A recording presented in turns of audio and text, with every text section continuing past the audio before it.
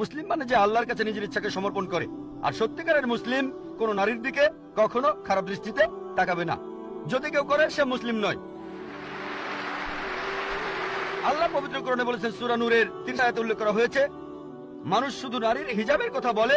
আল্লাহ তাআলা পবিত্র কোরআনে প্রথমে বলেছেন পুরুষের হিজাবের কথা। মুমিন পুরুষদের বলো তারা যেন দৃষ্টি সংযত আর লজ্জাস্থান হেফাজত করে। যখন কোনো পুরুষ কোনো নারীর দিকে তাকাবে তখন তার মনে, সেই পুরুষের মনে কোনো খারাপ চিন্তা আসলে সে দৃষ্টি নিচু করবে।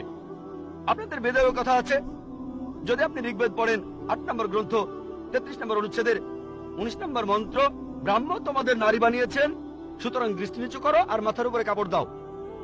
হিন্দু ধর্মগ্রন্থ নারীদের শ্রদ্ধা করে, তবে সেই ধর্মগ্রন্থে এমন কথাও আছে যেগুলো নারীদের ছোট করেছে, সেগুলো বলতে চায় না। যদি মনুস্মৃতি পড়েন সেখানে নারীদের বিরুদ্ধে অনেক কথা আছে, সেগুলো আমি এখানে বলতে চাই না, কারণ আমি চাই না কেউ বলুক ডক্টর জাকির নায়েক হিন্দু ধর্মের সমালোচনা করছেন।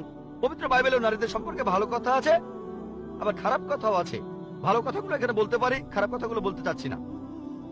আমি চ্যালেঞ্জ করছি, কেউ আমাকে পবিত্র কোরআনের এমন একটা কথা দেখান যেটা নারীদের বিরুদ্ধে বলেছে।